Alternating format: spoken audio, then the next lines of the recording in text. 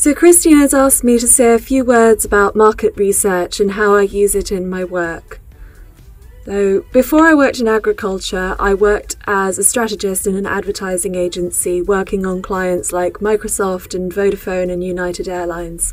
And for that, market research was a huge part of my job because my role was essentially to understand if, for example, a car manufacturer is trying to reach a particular type of person who they think will be interested in buying their car.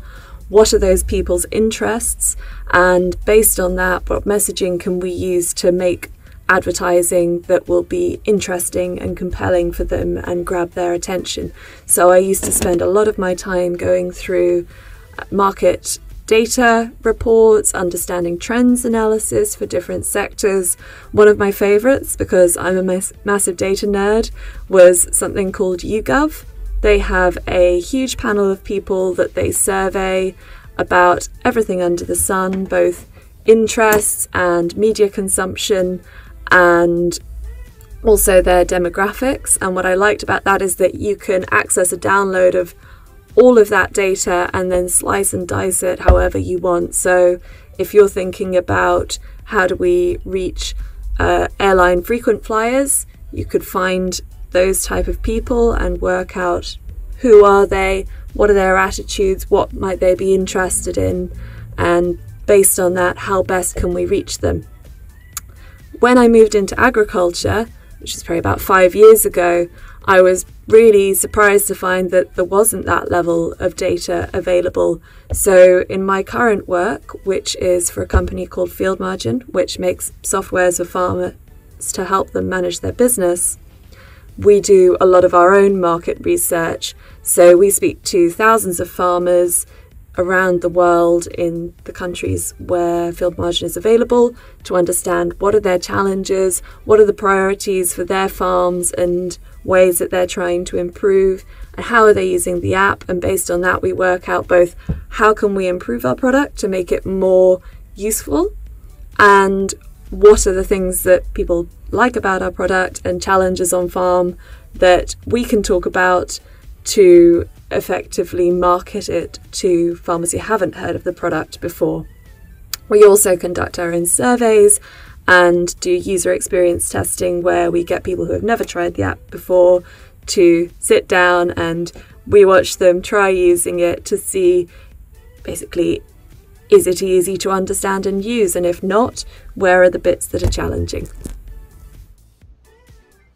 So just thinking about lessons learned from market research, an example being when I was involved with the supermarket, we like to walk on the floor and ask real customers what their experiences of various vegetables were. And what was amazing was the surprising results you got back, which gave you an insight into what was really driving behaviour. For instance, they didn't like big Swedes because they were too difficult to chop. They didn't like Swedes covered in plastic, they were too difficult to access. They weren't bothered about the size and shape of carrots as long as they could, in many ways, use them without peeling them, so no peeled carrots was a big advantage.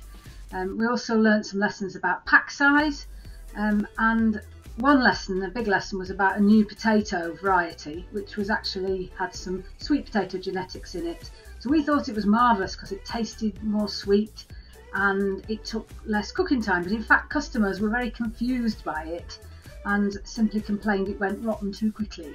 So lots of lessons learned from asking customers.